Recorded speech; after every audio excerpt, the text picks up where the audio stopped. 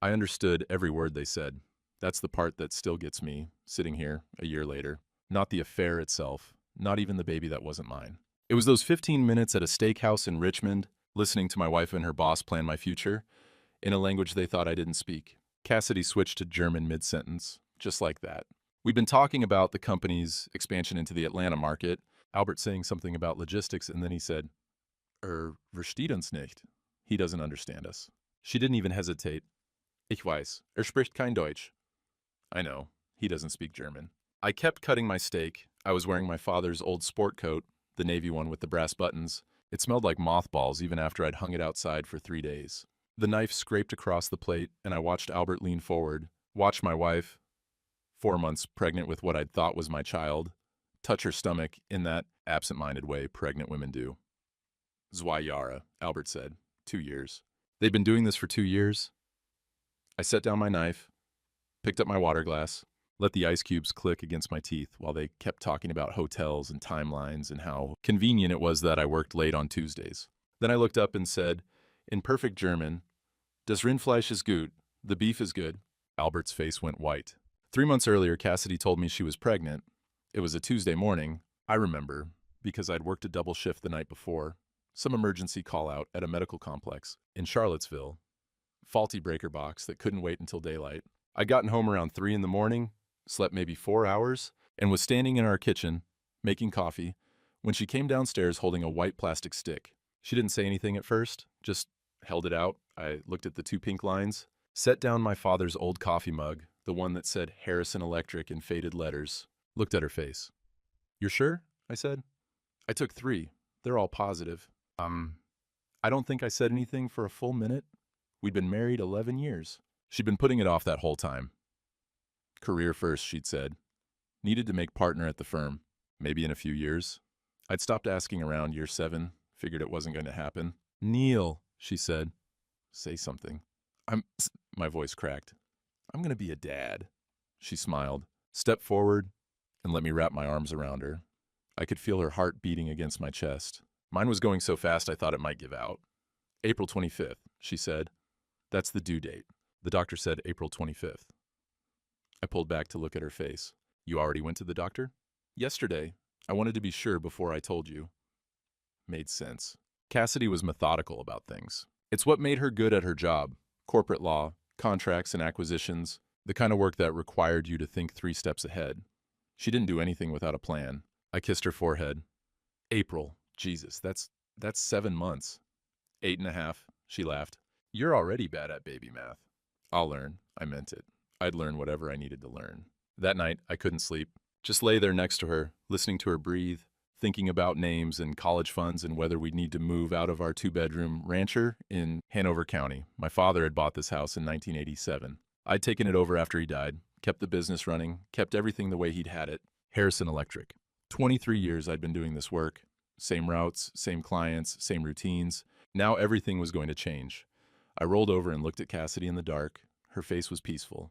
Younger, somehow. Like the woman I'd married in my parents' backyard back in 2013, before the promotions and the long hours and the gradual drift into separate lives, lived under the same roof. Maybe this would fix it. The distance. The silence at dinner. The way she looked at her phone more than she looked at me. Maybe a baby was exactly what we needed. The next few weeks were good. Better than good. Cassidy seemed happier. She'd come home from work and actually talk to me about nursery colors, about names, about whether we should find out the sex or wait. We went to her 8-week appointment together. I held her hand while the technician moved the ultrasound wand around and showed us a blur that was supposedly our child. Strong heartbeat, the technician said. I stared at the screen. Tried to make sense of the gray and black shapes. Failed. Didn't matter. There was a heartbeat. That was enough. Cassidy squeezed my hand. I looked down at her and she was crying. Happy tears. The kind I hadn't seen on her face in years. We're really doing this, she said. Yeah, I said. We really are. 2 weeks after that, she mentioned her boss was coming to town. We were eating dinner, leftover meatloaf I'd reheated, green beans from a can. I was tired. I'd been pulling doubles 3, sometimes 4 times a week. Good money, and we'd need it now with the baby coming. Diapers and car seats and pediatrician visits. Everything cost more than you'd think. Albert's going to be in Richmond for a few days, Cassidy said. He wants to have dinner, meet you, finally. I chewed my meatloaf. The German guy? He's from Munich. He's been wanting to meet you for months. I've told him so much about you. Like what? She smiled. That you're quiet, that you work too much, that you're good with your hands. Riveting. He thinks it's charming. The whole small business, family company thing. His father was a carpenter. I didn't know what to say to that. Didn't much care what some executive from Germany thought about my life. But Cassidy looked happy, and I'd gotten in the habit of saying yes to things that made her happy. When? I said. Friday. There's this steakhouse downtown he wants to try. I made a reservation for 7. I'll have to leave the job site early. Can you? Yeah, I'll make it work. She reached across the table and squeezed my hand. Thank you. This means a lot to me. He's important. For my career, I nodded, finished my meatloaf. Tried not to think about how she'd touched my hand more in the last 2 weeks than she had in the previous 2 years. Friday came. I left the job site in Alexandria at 4:30, fought traffic down I-95, got home at 6 with barely enough time to shower and change. I pulled out the sport coat my father used to wear to church. Navy blue, brass buttons, probably 30 years old. It was the only thing I owned that didn't look like work clothes. It still smelled like him, like Old Spice and pipe tobacco. I'd quit smoking when he got diagnosed, lung cancer stage 4, gone in 6 months. But the coat had held onto the scent somehow. Cassidy came out of the bedroom in a black dress I'd never seen before. Her hair was different, styled. She was wearing more makeup than usual. You look nice, I said. Thanks, you too. That coat, is that your dad's? Yeah. It's good on you. She checked her watch. We should go. Traffic. The restaurant was in downtown Richmond, one of those places with valet parking and cloth napkins. I gave the kid my keys and followed Cassidy inside. Albert was already there, standing at the bar with a drink in his hand. Tall, maybe 6'3", athletic build, good suit, the kind of tan you get from ski trips and Mediterranean vacations. He saw Cassidy first, smiled, walked over and kissed her on both cheeks, European style. Then he turned to me and extended his hand. Neil, finally, I have heard so much about you. His grip was firm but not aggressive. Calculated. I shook his hand and nodded. Albert, please, let us sit. I am starving. We followed the hostess to a table in the back. White tablecloth. Real silverware. The kind of place where the waiter tells you his name and the kitchen has a tasting menu. I ordered a water. Cassidy ordered wine, some French thing that cost $48 a glass. She was 4 months pregnant. I'd mentioned it before, the drinking. She'd told me to stop trying to control her. Albert asked about my work. I told him about commercial electrical systems, about code requirements and voltage drops and conduit runs. His eyes glazed over after about 30 seconds. He kept looking at Cassidy while I talked. She'd touch her collarbone when she laughed at his jokes. Small thing, I noticed anyway. The waiter brought our entrees, refilled the wine glasses. I cut into my ribeye and tried to focus on the meal. The meat was good, overpriced, but good. That's when they switched to German. Albert said something about the Munich office. Then, mid-sentence, he switched. Wie fühlst du dich? How are you feeling? Cassidy answered without missing a beat. Müde, aber es ist seins. Tired. But it's his. My knife slipped, scraped across the plate. That sound that makes your teeth hurt, neither of them noticed. I learned German in high school. Got good at it in college. Spent a summer in Stuttgart back in 2001, back when I thought I might do something different with my life. Before Dad got sick, before I came home to take over the business, before everything got small and familiar and safe. I never told Cassidy about it, never came up. In 11 years of marriage, she'd never asked if I spoke any other languages. Why would she? Albert leaned forward. Bist du sicher, dass nichts weiß? Are you sure he doesn't know anything? Ist nicht dumm, aber stellt keine Fragen. He's not stupid, but he doesn't ask questions. I kept chewing. The steak tasted like wet cardboard. I could feel my pulse in my temples. That slow, heavy thud you get when your blood pressure spikes. I reached for my water glass. Ice cubes clicked against my teeth. They kept talking. About the timeline. About hotels, the Ritz downtown, someplace in Asheville. About how I'd been working double shifts for 8 months. How convenient that was. How I was barely home. Die Ritz, jeden Dienstag, Cassidy said. The Ritz, every Tuesday. Tuesdays, the nights I worked late. The nights I told her not to wait up. 2 Jahre, Albert said. Almost proud. 2 years. 2 goddamn years. Cassidy put her hand on her stomach. Nach der Geburt können wir es ihm sagen. Oder auch nicht. After the birth, we can tell him. Or not. She was talking about telling me the baby wasn't mine. Or not telling me. They hadn't decided yet. Like it was a question of logistics. Timing. Convenience. I looked up, made myself look at Albert. His face was smug. satisfied, the face of a man who'd gotten away with something. Das Rindfleisch ist gut, I said. The beef is good, perfect German, no accent. Same tone I'd been using all night when I talked about wire gauges and breaker boxes. Albert's face went white, not pale, white, like somebody'd pulled a plug and drained all the blood out of him in one go. Cassidy froze with her wine glass halfway to her mouth. Her hands started shaking. Wine sloshed over the rim onto the white tablecloth. I stood up, folded my napkin, set it down next to my plate. I'm going to use the restroom, I said, in English. When I get back, I'd like the check. I walked past the other tables, past the bar, past some hostess asking if everything was okay. Found the men's room and locked myself in a stall. I didn't cry, didn't punch the wall, just stood there breathing, counting tiles on the floor. 28 across, 16 down, 448 total. When I stopped shaking, I washed my hands, looked at myself in the mirror. Same face I'd seen that morning. Same face I'd seen every morning for 43 years. Nothing had changed on the outside. I walked back out to the dining room. Albert was gone. Cassidy was sitting alone, crying into her napkin. Mascara running down her face. The check was on the table. I pulled out my wallet, put down my credit card. Didn't look at her, didn't say anything. The waiter came and processed it, brought the slip back. I signed it. Calculated 15% tip, not 20, 15, the only revenge my body would let me take. I stood up. Neil, Cassidy said. Her voice was small, broken. Please. I looked at her, really looked at her. The woman I'd married in my parents' backyard, who'd cried at my father's funeral, who'd told me 3 months ago she was pregnant, and I'd been so happy I couldn't speak. I'll sleep in the guest room tonight, I said. Tomorrow we'll figure out the rest. I walked out to the parking garage, got in my truck, sat there for 40 minutes before I trusted myself to drive. The drive home took 30 minutes. I don't remember any of it. When I got there, the house was dark. Cassidy's car wasn't in the driveway. I let myself in through the front door and stood in the living room for a while. Everything looked the same. Same couch, same coffee table, same framed photos on the mantle. Our wedding, my parents, Cassidy's family at Christmas. All of it a lie. I went to the guest room, sat on the edge of the bed, stared at the wall.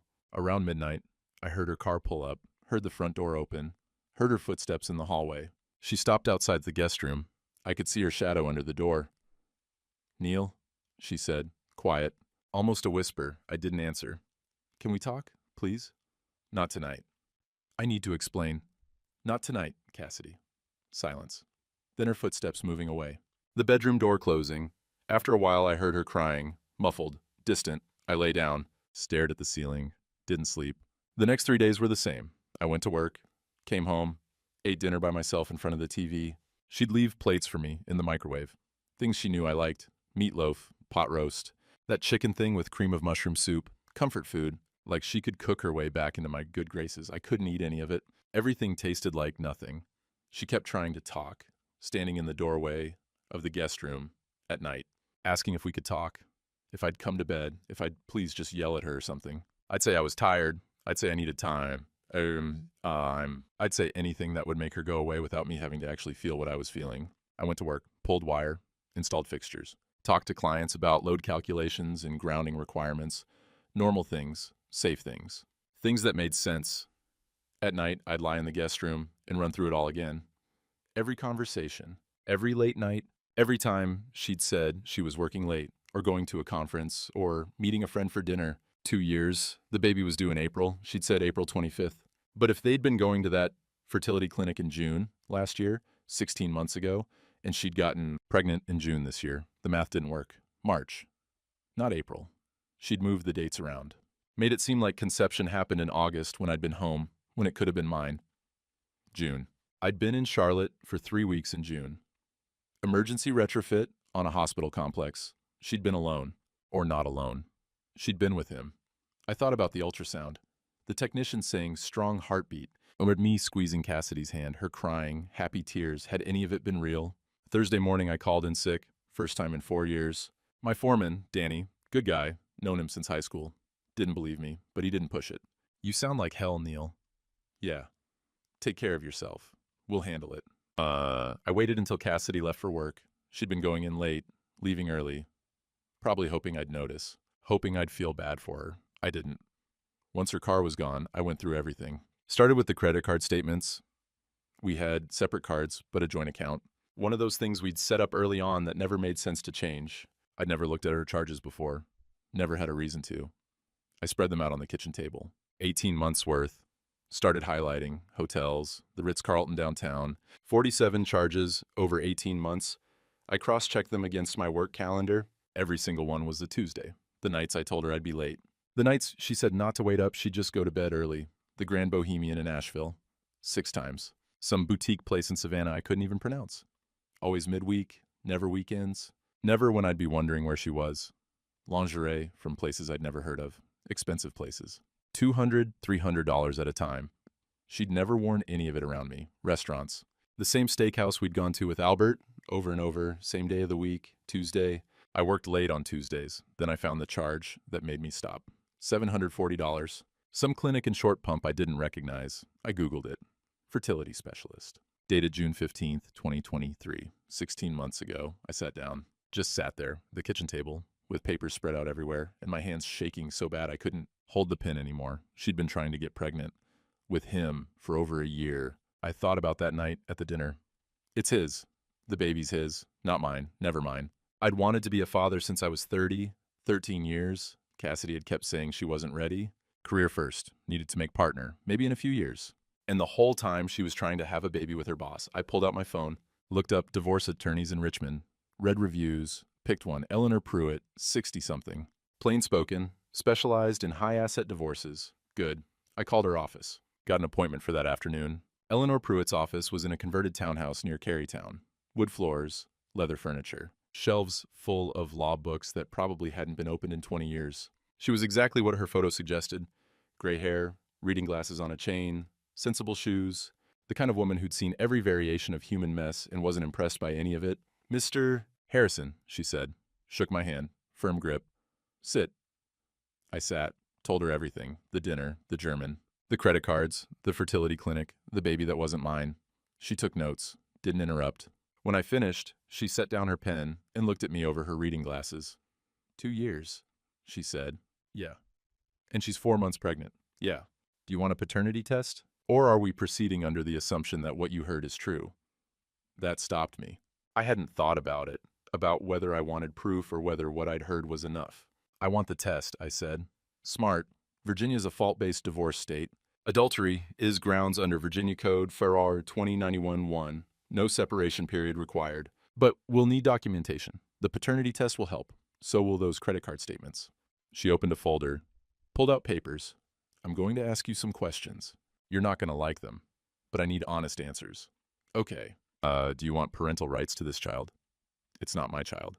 That's not what I asked. I stared at her, tried to figure out what she was asking. Then it hit me. She was asking if I'd fight for custody, for visitation, for the right to be a father to a kid that wasn't biologically mine, the kid I'd been picturing for 3 months, the kid I'd started building a future around. No, I said. I don't. She nodded, wrote something down. Do you own property together? A house in Hanover County. My father bought it in 1987. I took it over when he died. Both our names are on the deed now. We'll need to protect that. You'll likely keep it in the settlement, but we'll file an emergency motion for interim distribution to freeze joint assets. You said joint credit card account? Yeah. We'll freeze that too. She's been funding an affair with your money. That works in our favor. I nodded, felt numb, like I was listening to her talk about someone else's life. One more thing, she said. This Albert Richter, he's her supervisor? Boss, vice president of something, I don't know. The company needs to know. Affair with a subordinate is a liability issue. If there are other women, and there usually are, the company could be on the hook for hostile work environment, sexual harassment. You give me permission to contact their HR department? Yeah, good. She slid a stack of papers across the desk. Read these. Sign where indicated. I'll file the complaint tomorrow. We'll request the paternity test as part of discovery. And Mr. Harrison? Yeah? I'm sorry. This is a hard thing, but you're doing the right thing. I signed the papers. All of them. Didn't read most of it, just signed. When I left her office, it was getting dark. I sat in my truck for a while, watched people walk by on the sidewalk. Normal people. People whose wives hadn't lied to them for 2 years. People whose lives made sense. Then I drove home. Cassidy's car was in the driveway. I walked in through the front door. Cassidy was in the kitchen. She'd been cooking. I could smell it. Pot roast. Potatoes. The meal she made when she wanted something from me. She turned when she heard me. Her face was puffy, eyes red. "Where were you?" she said. "Out." "Neil, we need to talk." "Not now." I walked past her to the guest room, closed the door, sat on the bed, and stared at the papers Eleanor had given me. Complaint for divorce, asset inventory forms, financial disclosure statements. I heard Cassidy outside the door, heard her breathing. "I made dinner," she said. I didn't answer. "Please, Neil. Please just talk to me." "Go away, Cassidy." Silence. Then footsteps, the bedroom door closing. I looked down at the papers, at my signature, at the words, "Adultery pursuant to Virginia Code Cyro 2091-1. Tomorrow, this would be real." Tomorrow she'd be served. Tomorrow everything would start moving in a direction I couldn't stop. I set the papers on the nightstand, lay down, stared at the ceiling, didn't sleep. The next morning, Friday, I went back to work. Danny took one look at my face and didn't ask questions. Just handed me a work order and pointed me toward a van. "Medical complex in Henrico. Lighting retrofit. Should take you all day." Good. I spent 10 hours running conduit and pulling wire. Simple work. Repetitive. The kind of thing you can do without thinking. My hands knew what to do. My brain could just stop. Around 3 o'clock, my phone buzzed. Text from Eleanor Pruitt. Papers served at her office, 2:47 p.m. Expect a call. I put the phone back in my pocket, kept working. Cassidy called at 4:15. I let it go to voicemail. She called again at 4:32. Voicemail. At 5 o'clock, she texted, "Please come home. We need to talk about this."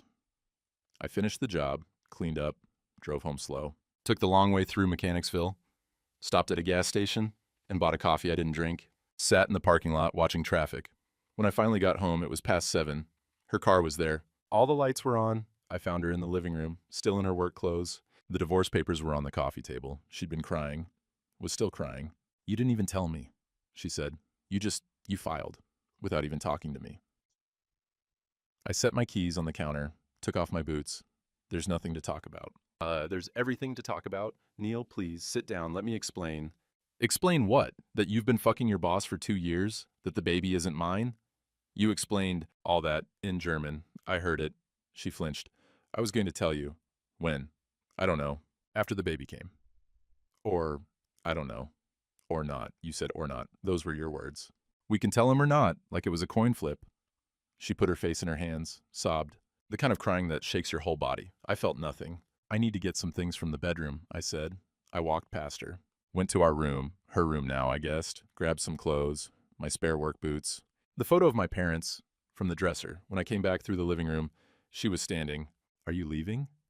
she said. "I'm staying in the guest room until you move out." "Move out? This is my house too." "Not for long. Read the papers. I'm keeping the house. You'll get a settlement from other assets." "You can't just... Neil, this is my home." Was it your home when you were at the Ritz every Tuesday?" She went quiet. 47 times, I said. I counted. 47 times you charged a hotel room to our joint account while I was working late. You used my money to pay for it. My money. From jobs I worked, so we could save for a future that was never going to happen. "I'm sorry." "Don't." "I am. I'm so sorry. I never meant..." "Don't apologize. Just don't. It doesn't mean anything." I went back to the guest room, closed the door, locked it. She stood outside for a while. I could hear her crying. After maybe 20 minutes, she gave up, went to the bedroom, closed that door too. I sat on the bed and pulled out my phone, looked at the calendar, cross-referenced it with the credit card statements I'd photographed. June 15th, 2028. Fertility clinic consultation, $740. Initial fertility consultation, the receipt said. Hormone panels. Ovulation assessment. The kind of appointment where they make a plan. They'd been planning this for 16 months. June 12th, 2024. I'd left for Charlotte. 3-week hospital retrofit. Emergency job, good money, couldn't say no. June 18th, 2024. Credit card charge. The Grand Bohemian, Asheville. 2 nights. She'd told me she was going to a conference in Raleigh. The baby was due March 15th. I'd done the math a dozen times. 40 weeks back. From March 15th was June 15th. Conception week. The week I was in Charlotte, she'd told me the baby was due April 25th, a month later, to make the math work. To make it seem like conception happened in August when I'd been home, when it could have been mine. But those fertility doctors, they track cycles. They track ovulation. If they'd started working with her in June of 2023, they'd have records, exact dates, the kind of documentation that couldn't be faked. I pulled up a notes app, started writing down dates. April 2023, first Ritz charge appears June 15th, 20s and 23, fertility clinic consultation, June, October 2024, 47 hotel visits, Tuesdays, June 12th, 26, 2024, Neil and Charlotte, June 18 to 20, 2024, Cassidy and Asheville with Albert, June 15, 2024, probable conception, 40 weeks, April, March 15th, 2025, July 16th, 2024, Cassidy announces pregnancy, claims due date, April 25th, 1 month. She'd added 1 month to the due date. Moved the timeline just enough to make me think it was possible. I took screenshots of everything, sent them to Eleanor Pruitt with a note. Timeline reconstruction, conception was June 15th. She told me, April 25th due date, but real date is March 15th. Moved it to cover the lie. Eleanor responded in under 5 minutes. This is excellent. The manipulation of medical dates shows premeditation. We'll use this. I set the phone down, lay back, stared at the ceiling, 16 months. They'd been trying to have a baby for 16 months. While I'd been hoping, waiting, thinking maybe someday she'd be ready. And she was ready, just not with me. Saturday morning, I went back to the house in Hanover, my house, the one my father had bought in 1987 when he started Harrison Electric. 2 bedrooms, 1 bathroom, kitchen with linoleum floors that had been outdated even then. He died in the bedroom at the end of the hall, lung cancer. 6 months from diagnosis to funeral. I'd kept everything the same. Same furniture, same paint, same routine. Get up, make coffee in his old percolator, go to work. Now I walked through it like a stranger. Looked at the photos on the mantle. My parents on their wedding day. Me and Dad at a job site. Me, maybe 14, holding a voltage tester like it was treasure. Cassidy and me on our wedding day. Backyard ceremony. 50 people. Her in a simple white dress. I took down the wedding photo, put it in a drawer. The doorbell rang. I wasn't expecting anyone. Looked through the window. Eleanor Pruitt, standing on my front porch in jeans and a sweater. Saturday. She'd come on a Saturday. I opened the door. Mr. Harrison, she said, I know it's the weekend, but we need to talk. May I come in? I stepped aside, let her in. She sat at the kitchen table without being asked. Pulled out a folder. The paternity test, she said. We need to schedule it. The lab I work with can do court-admissible DNA analysis. Chain of custody documented. Results in 2 weeks. Okay. I need you to understand something. Once we have those results, once we have proof that you're not the biological father, Cassidy loses a lot of leverage. Right now, she can claim it might be yours. She can try to negotiate. Once we have 0% probability of paternity, that's gone. Good. There's something else. She opened the folder, pulled out papers. I contacted the company yesterday, talked to their head of HR, gave them the timeline, the hotel records, the fact that Albert Richter is her direct supervisor, and they're bringing in outside counsel. A firm out of D.C. that specializes in Title VII cases. Sexual harassment, hostile work environment. The company's worried about liability. I don't care about the company. You should. Because if Albert's done this before, and the HR director's reaction suggests he has, there are probably settlements, NDAs, other women, a pattern. I sat down, processed that. How many? I said. I don't know yet, but enough that they're taking it seriously, enough that they're not protecting him. What happens to him? If the investigation finds what I think it will, termination, possibly legal action. And Mr. Harrison, he's on an L1 visa, intercompany transfer. If the company terminates him, they withdraw visa sponsorship. He'd have 60 days to find new employment or leave the country. I thought about Albert's face at that dinner, the confidence, the smugness, the way he'd looked at Cassidy like she was his. How long? I said. For the investigation, 2, maybe 3 weeks. They'll move fast. This kind of thing, they want it contained. She slid another paper across the table. Consent form for the paternity test. Monday morning, 9 a.m., the lab's in Short Pump. Cassidy's lawyer will bring her. You come separately. They'll take samples from both of you and from Cassidy. 2 weeks after that, we'll have results. I signed the form. Mr. Harrison, Eleanor said, I need to ask you something, and I need an honest answer. Okay. Are you going to be all right through this? Because I've seen men, good men, lose themselves in this kind of thing. The anger eats them up, they make bad decisions, they do things they regret. I'm not angry, I said. Yes, you are. I looked at her, she looked back, steady, unflinching. Maybe, I said, but I'm not going to do anything stupid. Good. Because the best revenge here isn't confrontation. It's not yelling or breaking things or making a scene. It's documentation. It's letting the system work. It's walking away clean with your assets and your dignity intact. I know. Do you? My father used to say something. Don't get mad, get accurate. He meant it for electrical work. Measure twice, cut once, but it works for this too. Eleanor smiled. Small. Sad. Your father sounds like he was a smart man. He was. She stood, gathered her papers. Monday, 9 a.m. After that we wait. And Mr. Harrison, stop sleeping in that guest room.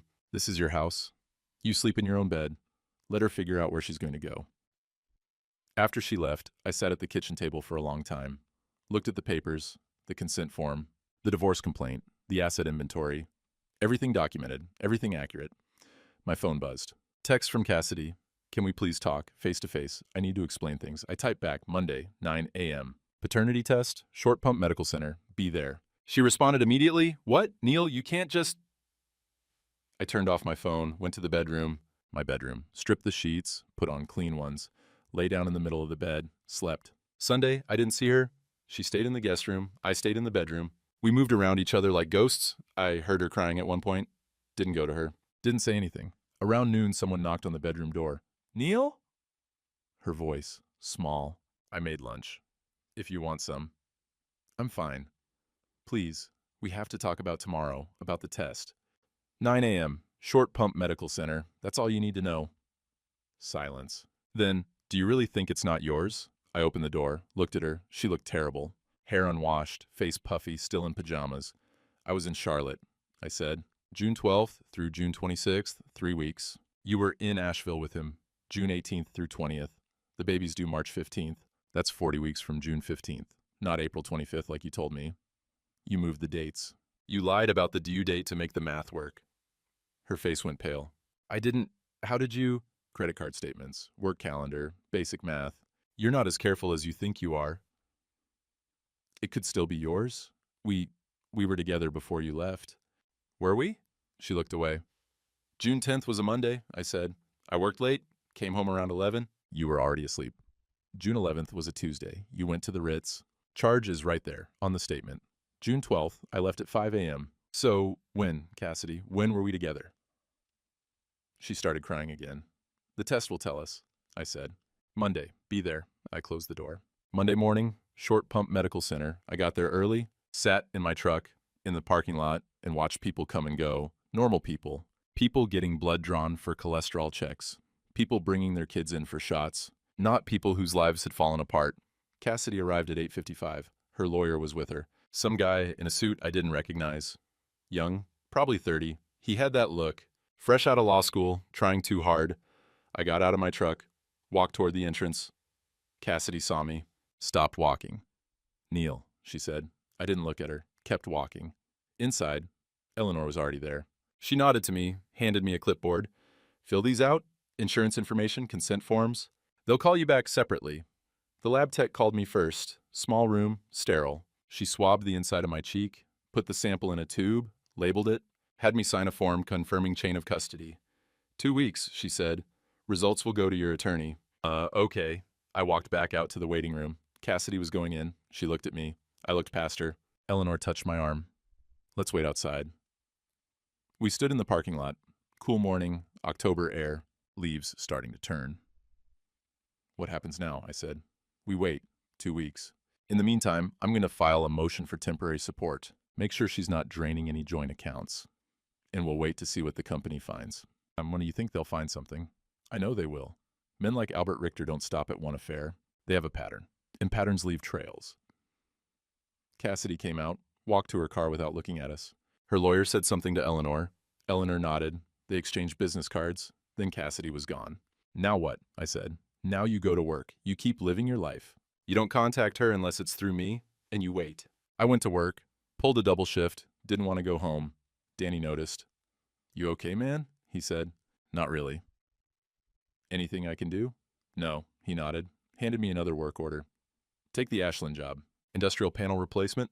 3, maybe 4 days. You can stay in a motel if you want. Company will cover it. Yeah, okay. I spent 3 days in Ashland. Replaced panels in a manufacturing plant. Ate dinner at a Waffle House. Slept in a motel room that smelled like bleach and old cigarettes. It was better than going home. Thursday afternoon, Eleanor called. The company finished their investigation, she said. That was fast. They were motivated. They found 2 prior incidents. Both subordinates, both affairs. Both settled with NDAs and severance packages. One in 2019, one in 2021. The pattern's clear. What now? They're terminating him today, and they're withdrawing his visa sponsorship. He has 60 days to leave the country. 60 days. That's the grace period. But Eleanor, he'll leave sooner. Men like that, they don't stick around when things fall apart. He'll be gone in 2 weeks. And Cassidy? She still works there, but HR is aware of the situation. They're watching. If there's any retaliation, any hostile work environment, she can file a complaint. And as I laughed, couldn't help it. What's funny, Eleanor said. She was worried about her career, about making partner, about what people would think, and now everyone knows. Probably not funny to her. No, probably not. That night, I drove back to Hanover, pulled into the driveway around 7. Cassidy's car was there. I found her in the living room. She looked up when I came in. Albert's been fired, she said. I know. Did you do this? I provided documentation to the company's HR department. They did the rest. You ruined his life. No, he did that himself. I just made sure people knew about it. She stood up. Her face was red, angry. You're vindictive. You're cruel. You're accurate, I said. That's what I am. Accurate. Every date, every charge, every lie, all documented, all true. He loved me. No, he didn't. He used you, same as he used the 2 women before you. Same as he'd have used the next one after you got too old or too inconvenient. You don't know that. The company found settlements, 2 of them. NDAs, other women he had affairs with, other subordinates he manipulated. You weren't special, Cassidy. You were a type. She slapped me. I didn't move, just stood there. Felt the sting spread across my cheek. Feel better? I said. She started crying, collapsed back onto the couch. He said he was going to leave his wife. He said we'd be together. He said he has 2 kids in Germany. Did he tell you that? Ages 12 and 9. He was never going to leave them. She put her face in her hands. The paternity test, like I said. Results come back in a week and a half. What do you think they're going to say? I don't know. Yes, you do. She looked up at me, mascara running, face blotchy. It might still be yours, she said. There's a chance. June 10th, the Monday before I left for Charlotte. You went to the Ritz that night. Charge is on the statement. 8 p.m. to midnight. I worked late. Came home at 11. You said you went to bed early, but you didn't. You were with him. How do you... I have all the statements. Every charge, every date, every lie, and I have your work calendar, the one you sync to the shared account. You had dinner with client marked for 8 p.m., but the charge says Ritz-Carlton, not a restaurant, a hotel. She went quiet. There's no chance, but I said, you know it, I know it. The test's just going to make it official. What do you want from me? She whispered. Nothing. I want you to sign the divorce papers. I want you to move out. I want you to leave me alone. Neil, I'm going to the guest room. I don't want to see you. I don't want to talk to you. When the test results come back, Eleanor will call you. After that, we finalize the divorce. You get your settlement, you move out, and we never have to see each other again. I walked past her, went to the guest room, locked the door, sat on the bed, and waited for my hands to stop shaking. 10 days later, Eleanor called. Results are in, she said. I was at a job site in Mechanicsville, replacing outlets in a dental office. I set down my screwdriver and walked outside. And 0% probability of paternity. The lab's report is court admissible. Chain of custody documented. No chance of error. I leaned against my truck, looked up at the sky. Clear. Blue. Normal. Mr. Harrison, you still there? Yeah. I'm sending the results to Cassidy's attorney today. I'm also filing an amended complaint. We're adding fraud to the adultery grounds. The manipulation of the due date, the fertility clinic records, it all shows premeditation. Okay. There's something else. The company sent over their investigation report. I told you they found 2 prior incidents. What I didn't tell you, because I just found out, is that they found your audio recording. I went still. What audio recording? From the dinner, the German conversation. Your phone was in your shirt pocket, wasn't it? You recorded the whole thing. I had. I'd started the voice memo app when I went to the bathroom. Left it running when I came back. 43 minutes of audio. I'd sent it to Eleanor a week ago. Hadn't thought much about it since. The company lawyers listened to it, Eleanor said. They had it translated. Submitted it as evidence in their investigation. Neil, this thing is devastating. It's not just an affair. It's them discussing the pregnancy, the timeline, the deception. It's premeditated fraud, and it's admissible. What does that mean? It means we have leverage, a lot of it. Cassidy's lawyer is going to see this and know they can't win. They'll settle. Fast. And it means Albert Richter is done. Not just fired. The company's considering legal action against him. Fraud, breach of fiduciary duty. They're treating this like corporate espionage because he used company resources, travel budgets, expense accounts to facilitate the affair. I don't care about him. You should, because he's leaving. The company withdrew his visa sponsorship yesterday. He has 60 days to leave the country, but his flight's booked for Friday. 2 days from now, he's running. I thought about that. About Albert packing his bags. About him slinking back to Munich with his tail between his legs. About his wife finding out, his kids. I felt nothing. Good, I said. The divorce will be finalized within 30 days. Cassidy's lawyer wants to negotiate the settlement, but we're not giving much ground. You keep the house. She gets a buyout from other marital assets. We're calculating now. But it'll be fair market value minus her contribution to marital debt. She also waives any claim to your business, your retirement accounts, anything acquired before the marriage. Fine. Mr. Harrison, Neil, you won. You understand that, right? You won. I looked down at my hands. Grease under the fingernails, calluses on the palms. Same hands I'd had my whole life. Doesn't feel like winning, I said. No, it wouldn't. But it's the best outcome you could have hoped for. You're protected, financially, legally, emotionally, and you get to walk away clean. Yeah. Take care of yourself. I'll call you when the settlement's ready to sign. She hung up. I stood in the parking lot for a while, watched cars drive by on Route 301, watched people go in and out of the dental office. Normal people, people with normal problems.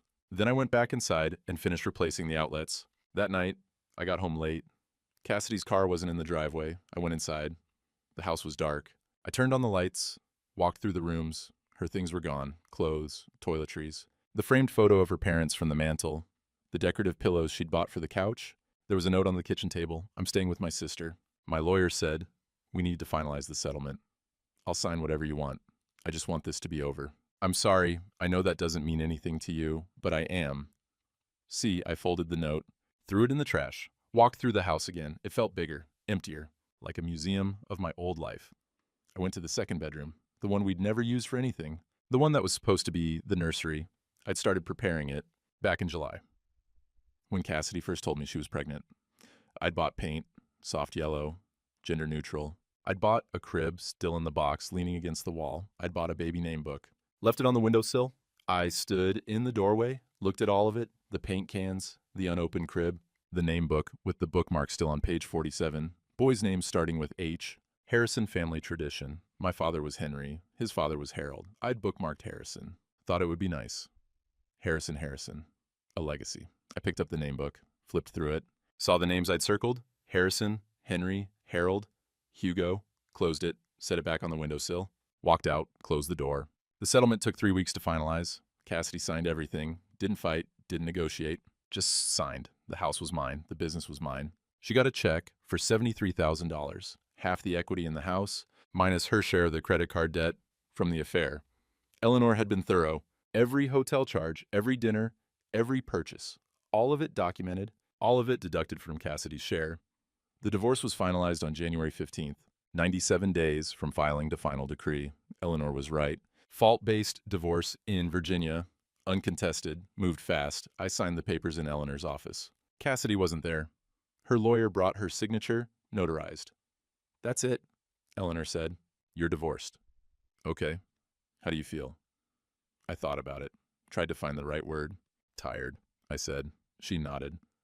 That's normal. This kind of thing, it takes more out of you than you think. You should take some time.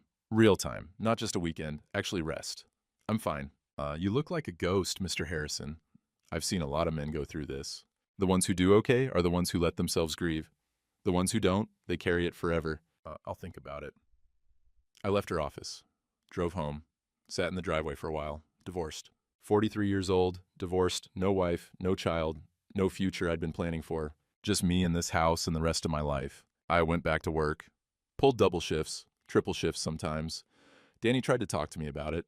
Neil, man, you gotta slow down. You're running yourself into the ground. I'm fine. You're not fine. You look like hell. When's the last time you slept? I sleep. How much? Enough. He shook his head. Take some time off. Please, real time. A week, 2 weeks. Go somewhere. Do something. Anything but this. I said I'm fine. But I wasn't. I knew I wasn't. I could feel it. The exhaustion that lived in my bones. The numbness that had replaced everything else. The way food tasted like nothing and sleep didn't actually rest me. and every day felt exactly like the one before it. 6 months passed like that. Work, home, sleep, repeat. Then one morning in April, Danny pulled me aside. "You're taking a week off," he said. Not asking. Telling. "You look like a ghost, Neil. You're scaring people. Take the damn week, go somewhere, do nothing. I don't care, but you're not working. Danny, not negotiable. You've got the PTO. Use it. I'll see you in 8 days." He walked away before I could argue. I didn't know what to do with a week off. Couldn't remember the last time I'd taken real vacation. 5 years? 6? The first day I slept until noon. Woke up feeling worse than before. The second day I tried to watch TV. Couldn't focus, everything seemed stupid. The third day I went for a drive. No destination, just drove. Ended up in Charlottesville. Walked around the downtown mall. Looked at bookstores. Went into one. Browsed. Found myself in the philosophy section. Saw a book about German existentialism. Picked it up. Flipped through it. The German was dense. Academic. Not like the German Albert and Cassidy had spoken. Not like the German I'd learned in Stuttgart. I bought it anyway. Spent the next 2 days reading. Didn't understand half of it. Didn't matter. It was something to do. Something that required focus. Something that kept my brain from spinning in the same circles it had been spinning for 6 months. On the 6th day, I went to a coffee shop. Small place in Carytown. Brick walls, local art. The kind of place that roasted their own beans and took coffee seriously. I ordered black coffee. Found a table in the corner. Pulled out the German philosophy book. I'd been reading for maybe 20 minutes. When someone said, "Excuse me, is that Heidegger?" I looked up. Woman. Early 50s maybe, short gray hair, glasses, carrying a coffee and a book of her own. "Yeah," I said. "In German?" "Yeah." She smiled. "Ist es gut?" "Is it good?" I blinked. Answered in German without thinking. "Es ist schwer, aber interessant." It's difficult, but interesting. She laughed. Switched back to English. "I'm sorry, I shouldn't assume. I don't meet many people reading Heidegger in the original German at a Richmond coffee shop." Oh, first time for everything. "I'm Sarah Mitchell. I teach comparative literature at VCU. German's one of my specializations." "Neil Harrison. I do electrical work and read German philosophy." Sometimes." She gestured to the empty chair. "Mind if I sit? It's been a while since I've had a conversation in German. I'm a little rusty." "Sure." She sat. We talked. Started in German. Switched to English when the philosophy got too dense for casual conversation. She told me about her work, teaching, research, a book she was writing about post-war German literature. I told her about electrical systems, about how most people don't think about the wiring behind their walls until something goes wrong. "Like a lot of things," she said. "We don't notice the infrastructure until it fails." "Yeah. So what brings an electrician to Heidegger?" I shrugged. Needed something to think about, something that wasn't my life. "Bad year?" "Something like that." She nodded. Didn't push. I appreciated that. "My ex-husband had an affair," she said. Casual, like she was talking about the weather. 3 years ago, with his graduate assistant. Very cliché, very predictable. I'm sorry. Don't be. It was a long time coming. The affair was just the thing that made it official. But the gaslighting, that was the hard part. He spent 2 years telling me I was paranoid, that I was imagining things, that I was crazy for not trusting him. Then one day I found emails, hundreds of them, going back years, and I realized I wasn't crazy, I was right. I'd been right the whole time. I looked at her. She looked back, steady, clear. "That's the part that stays with you," she said. "Not the betrayal. The betrayal is almost, I don't know, expected. People cheat, people lie. But being told you're wrong about what you know is true, that does something to your sense of reality." Yeah," I said. "It does." We sat in silence for a while. The coffee shop was busy. People coming and going, ordering lattes with complicated specifications, typing on laptops, living their normal lives. "My wife had an affair with her boss," as I said, a German guy. They'd talk in German because they thought I didn't speak it. I heard the whole thing. The affair, the baby, the plan to pass it off as mine. Sarah's eyes widened. "Jesus." "Yeah." "What did you do?" "Stayed quiet, gathered evidence, filed for divorce. Paternity test came back 0%. She's gone now. Has been for 6 months. And you're reading Heidegger." "And I'm reading Heidegger." She smiled, sad, understanding. "Being in time?" she said. Seemed appropriate.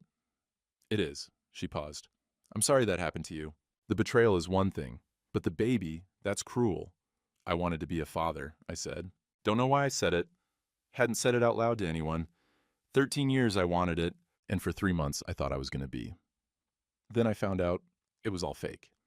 That's a loss, Sarah said. A real one. Even if the child wasn't biologically yours, the future you imagined was real. Grief doesn't care about biology. I looked down at my coffee. People keep telling me I won. The divorce. The settlement? Got everything I wanted? Did you win? I don't know. Feels more like I just survived. That's winning, she said. Sometimes that's all winning is. We talked for another hour. About books. About teaching versus doing. About how hard it is to start over when you're past 40. About how nice it is to have a conversation with someone who understands what it's like to be told you're crazy when you're actually right. When we finally stood to leave, she pulled out her phone. Can I give you my number? She said. I don't know if I'm ready for anything. I don't know if you are either. But coffee again would be nice. Talking in German. Complaining about Heidegger, whatever. Yeah, I said. That would be nice. She wrote her number on a napkin. Backup, she said. In case phones died, we walked out together, stood on the sidewalk in the spring sunlight. Take care of yourself, Neil Harrison, she said. You too, Sarah Mitchell. She walked one direction, I walked the other. I sat in my truck for a while, looked at the napkin. With her number. Thought about the conversation, about how easy it had been, how normal, how much I'd needed it without knowing I needed it. I didn't call Sarah for a week. Didn't want to seem desperate. Didn't want to seem too eager. Didn't want to seem like I was using her as a replacement for the life I'd lost. Then I realized I was overthinking it. She'd given me her number, said coffee would be nice. That was it. Not a marriage proposal, not a commitment, just coffee. I texted her on a Wednesday evening. Sitting in my truck after a job in Glen Allen, stared at the phone for 10 minutes before I typed anything. This is Neil from the coffee shop. Would you want to get coffee again sometime? She responded in 5 minutes. I'd like that. How about Saturday? Same place? 10 a.m.? Sounds good? I set the phone down. Felt something I hadn't felt in months. Not quite hope, not quite excitement, just possibility. Saturday came. I got there at 9:45. Ordered black coffee, found the same corner table. Pulled out the Heidegger book and pretended to read while I watched the door.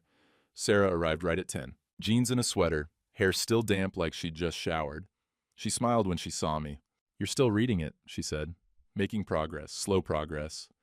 That's the only kind of progress with Heidegger. And she ordered tea, Earl Grey, no milk, and sat down across from me. We talked about the book for a while, then about her research, about my work, about the weather, about nothing important. But it felt important anyway. After an hour, she checked her watch. I should go. I have papers to grade. Yeah, I've got a job in the afternoon. We stood, walked outside together. The morning was cool. October air, leaves turning. This was nice, she said. Yeah, it was. Same time next week? Sure.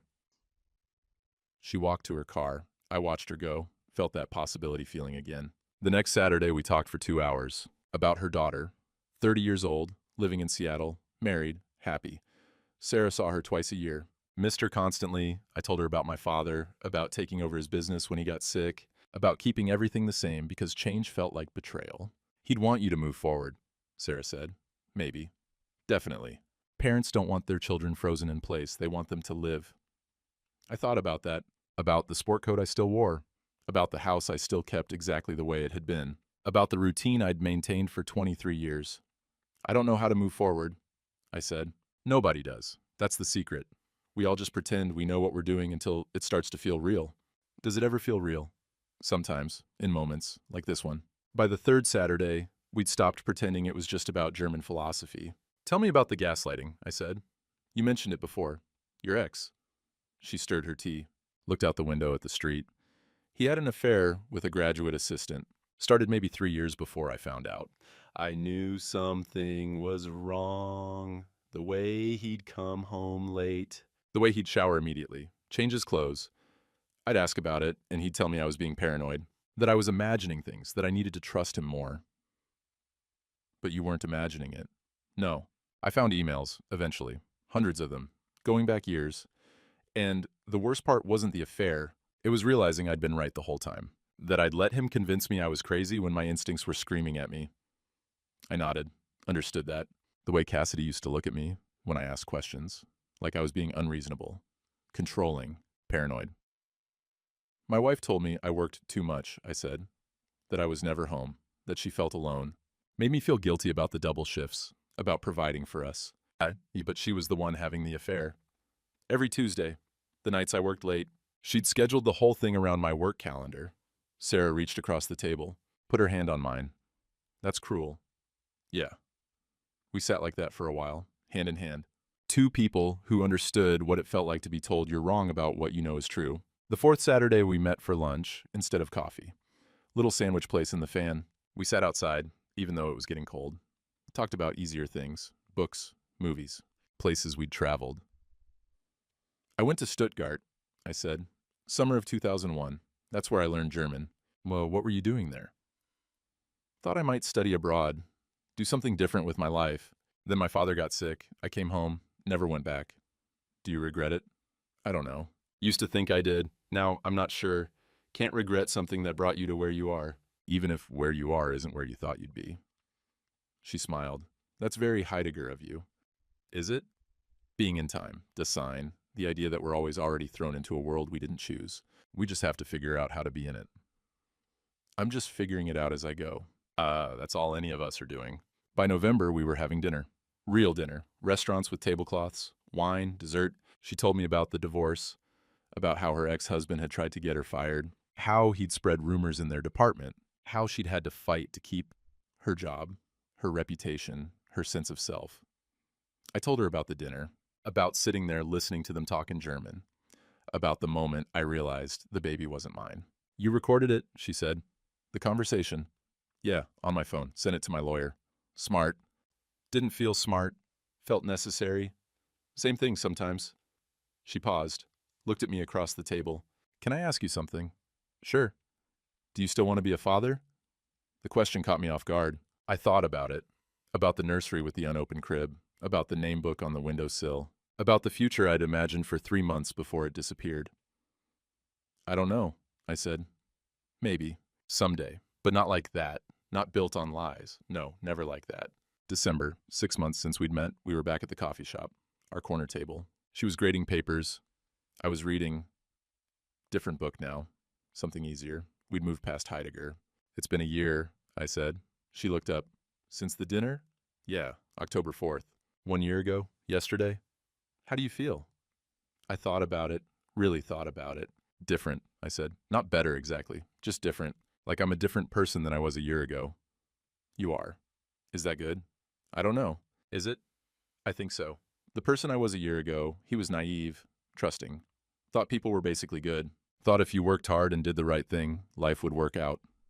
And now? Now I know better. People aren't basically good or basically bad. They're just people. They make choices. Some of those choices hurt other people. Sometimes on purpose, sometimes not. And working hard doesn't guarantee anything except tired muscles and a paycheck. She set down her pen. That's bleak. Is it? A little. Feels realistic. It is realistic. But realistic doesn't have to mean hopeless. I looked at her. What do you mean? I mean, you lost your marriage. You lost the chance to be a father. At least the way you'd imagined it. You lost a future you'd been building in your head for 13 years. That's real. That's loss. That's grief. But you didn't lose everything. You kept your business, your house, your dignity, your ability to trust your own judgment. And you met me. Is that supposed to make it worth it? No. Nothing makes betrayal worth it, but it means you're not alone. And it means the future's not completely empty. It's just different than you thought it would be. I reached across the table, took her hand. She squeezed back. Her hand was warm, steady. I'm not ready for this to be something, I said. Not yet. I know, neither am I. But I'd like it to be something, eventually. Me too. We sat there, holding hands across a coffee shop table. Two people who'd been broken by other people's choices. Two people trying to figure out how to be whole again. Not rushing it, not forcing it, just letting it be what it was. Outside, people walked by, living their normal lives. Inside, the espresso machine hissed. Someone laughed. The barista called out drink orders. Normal sounds. Normal moments. And for the first time in a year, normal felt okay. It wasn't much, but it was something. And something was enough. 3 months later, January. Cold. I was driving through Hanover County. Routine service call. Ended up taking the long way back. Found myself on the road, where Cassidy and I used to live. I slowed down, looked at the house, new owners. There was a swing set in the yard, a minivan in the driveway, kids' toys scattered across the porch. A real family, living a real life. I kept driving. Stopped at the grocery store in Mechanicsville. Ran into Bob Jeffries, old neighbor, guy who lived 3 houses down. Used to wave at me when I mowed the lawn. "Neil," he said, "haven't seen you in a while. How's the family? How's the baby?" I could have lied. Could have said fine. Could have made something up. Didn't. "There wasn't one," I said. "Not mine, anyway." Bob's face went red. "Oh, Jesus, Neil. I'm sorry. I didn't know." "It's okay. How would you?" "That's a hard thing." "Yeah, it was." "You doing all right?" "Getting there." He nodded. Awkward silence. Then, "Well, good to see you. Take care of yourself." "You too, Bob." I paid for my groceries. Drove home. That night, I had dinner with Sarah. Real dinner.